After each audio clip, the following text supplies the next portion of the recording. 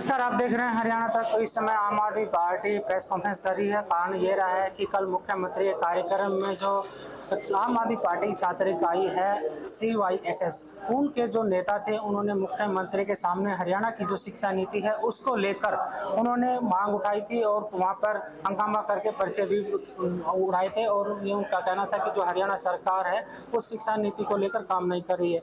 हमारे साथ जो है जो दीपक धनखड़ है, नवीन सापला है, जिन्होंने कल MDU के जो टैगोर सभागार है उसमें जो है मुख्यमंत्री के समक्ष जो है अपनी मांग उठाई थी। और उनका कहना है कि 3 बार उन्होंने जो है आवाज़ मुख्यमंत्री को पहुँचाने की बात की थी, लेकिन मुख्यमंत्री उनकी बात नहीं सुनी। और उनको कल जिस तरह से हंगामा किया तो पुलिस ने उन्हें गिरफ्तार कर लिया और आज कोर्ट में पेश किया गया। कोर्ट में पेश करने के बाद उन्हें जमानत मिली है और आज आम आदमी पार्टी कार्यालय में पहुंचे हैं, तो इनका जोरदार यहाँ स्वागत किया जा रहा है। हमारे साथ अनुराग ढांडा जी हैं, सीनियर वाइस जो अध्यक्ष हैं वो आम आदमी पार्टी के, उनसे बात करें। सर, आज जिस तरह से प्रेस कॉन्फ्रेंस की है उसका क्या एजेंडा था? देखिए, आज का एजेंडा सिर्फ यही था कि जिन्होंने पूरे हरियाणा के छात्रों की मांग को निडर तरीके से तानाशाह सरकार के सामने रखा, दीपक धनखड़ जी का बहुत बहुत सम्मान करने के लिए आज यहाँ पर बुलाया था। जमानत इन लोगों की हुई है और नवीन सांपला जी का, इन दोनों की आज जमानत हुई है। पुलिस ने अपनी तरफ से पूरी ताकत लगा ली। मुख्यमंत्री कार्यालय से सीधे पुलिस को आदेश आ रहे थे कि इनको किसी भी तरीके से रौंदना है, इन युवाओं को किसी भी तरीके से सबक सिखाना है। लेकिन इन दोनों का हौसला बुलंद है, पूरे तरीके से पुरजोर तरीके से मानसिक रूप से मजबूत है और कह रहे हैं कि दोबारा जरूरत पड़ेगी तो दोबारा आवाज उठाएंगे। छात्रों के हकों की बात कर रहे हैं। ज्ञापन जब नहीं देने दिया गया उसके बाद इन्होंने शांतिपूर्ण तरीके से प्रोटेस्ट किया। कल क्या हुआ था, पूरा घटनाक्रम बताएंगे?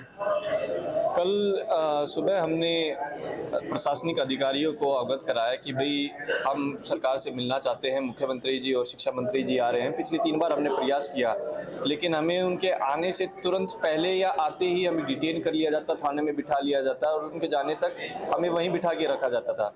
तो अब की बार मैंने कहा कि हम काफ़ी लंबे समय से कुछ मांगे हैं। हमारी लड़कियों के लिए बसें हुई, छात्र संघ चुनाव हुई, लगातार फीस बढ़ोतरी हुई, हरियाणा में बेरोजगारी हुई और कॉलेज यूनिवर्सिटियों में जो खाली हुए रिक्त पद पड़े हैं। ऐसे 5-6 मुद्दे थे हमारे जिनको लेकर हम सरकार से मिलना चाहते थे अवगत, क्योंकि अगर हम अपनी प्रजा से नहीं मिलेंगे, अपनी प्रजा पर जो शासन कर रहा है राजा, उससे नहीं मिलेंगे तो हम अपनी बात किससे कहेंगे।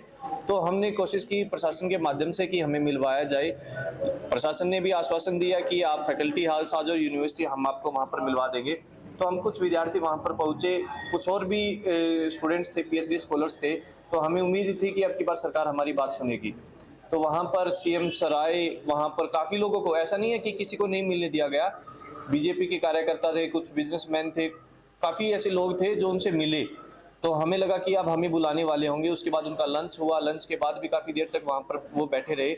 उनकी केवल ये मंशा थी कि उनको विद्यार्थियों से नहीं मिलना है, विद्यार्थियों से बात नहीं करनी है, क्योंकि विद्यार्थी बात करेंगे तो जनता तक बात पहुंचेगी कि भी क्या बात थी, किस लिए मिले हैं। तो उन्होंने हमें नहीं मिलने दिया गया। उसके बाद हमने जो लास्ट तरीका था, अब सरकार नहीं सुन रही तो हमने विरोध प्रदर्शन किया। वहां पर प्रदर्शन क्या मांगे थे आप लोग?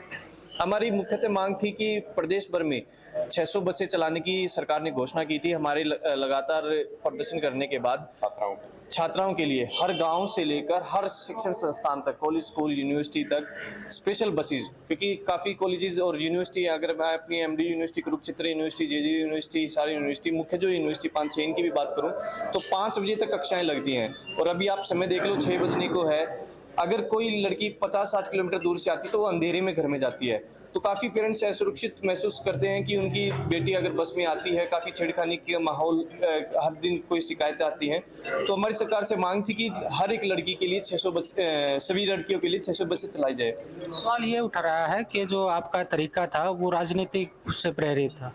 नहीं, अगर ये राजनीतिक से प्रेरित था, हमने 3 बार शांतिपूर्वक तरीके से सरकार से मांग की। राजनीतिक तौर पर अगर ये प्रेरित होता, हमने पहले भी काफ़ी 60 लड़कियों ने, पिछली बार जब मुख्यमंत्री जी आए थे तब भी हमने ज्ञापन की मांग की थी सरकार से, तब भी हमसे ज्ञापन नहीं लिया गया, तब हमने विरोध प्रदर्शन किया। अब लोकतांत्रिक देश में सरकार से हम मिलना चाह रहे हैं, हम पहल कर रहे हैं। हमने ये नहीं है कि पहले प्रदर्शन किया है बाद में पहल की हो। हमने पहले पहल की थी कि हम सरकार से मिले, मुख्यमंत्री जी से मिले, शिक्षा मंत्री जी हमें समय दें, हमारी कुछ मांगे हैं। अगर वो मिलेंगे नहीं तो इससे अलावा आप ही मेरे को कोई जरिया बताएं कि क्या जरिया है, किस जरिए से हम मुख्यमंत्री जी को, शिक्षा मंत्री जी को अपनी बात। नवीन, कल आप लोगों को गिरफ्तार किया गया, किस तरह से पुलिस ने आपके साथ व्यवहार किया? वेल, फर्स्ट ऑफ ऑल मैं हरियाणा तक का यहाँ पहुँचने पर बहुत बहुत स्वागत करता हूँ। आप जिस तरीके से जो है जनमानस के मुद्दे आम लोगों तक पहुँचाने का काम करते हैं, you are so welcome. Sir, repeat करेंगे क्वेश्चन? कल जिस तरह से पुलिस ने आप लोगों के साथ व्यवहार किया, क्या रहा पूरा? देखिए, पुलिस का ऐसा कोई भी व्यवहार नहीं रहा, लेकिन इन लोगों के ऊपर से दबाव पुलिस लगातार बताई जा रही थी कि जो है जो शासन जो है प्रशासन पे दबाव बना रहा है।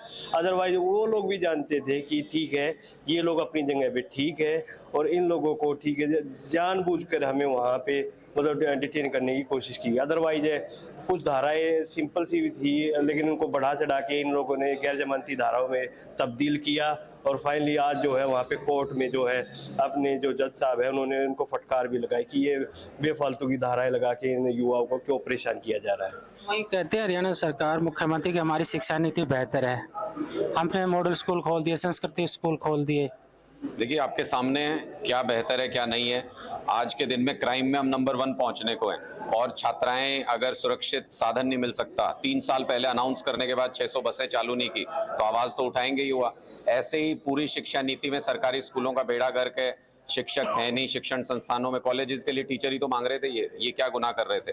मुख्यमंत्री जी दरअसल 2 युवाओं से डर गए, कॉलेज में पढ़ने वाले युवा 2 छात्रों से डर गए मुख्यमंत्री जी। सारी रात पुलिस के अधिकारियों के पास फोन आते रहे कि किसी भी हालत में छोड़ना नहीं है इनको, किसी भी हालत में छोड़ना नहीं है इनको। हमने जब थाने का घेराव किया रात को जा करके, तब FIR करके तब हमको FIR की कॉपी दी गई, वरना 10 बजे तक, 4 बजे का इंसिडेंट है, 10 बजे तक FIR भी दर्ज नहीं हुई थी। ये साफ तौर पे दिखाता है कि इनका हौसला तोड़ना चाहते थे। मुख्यमंत्री दफ्तर से सीधे मैसेज आ रहा था कि इन लड़कों को बाहर नहीं आने देना किसी भी हालत में। लेकिन मुख्यमंत्री जी को मैंने कल भी कहा था कि आपको अगर ये गलतफहमी है कि ये दोनों लड़कों के साथ कोई है नहीं, पूरा हरियाणा इनके साथ खड़ा है, आम आदमी पार्टी का एक एक कार्यकर्ता इनके साथ खड़ा है, हम इनके साथ खड़े हैं, आप में जितनी ताकत हो लगा लो।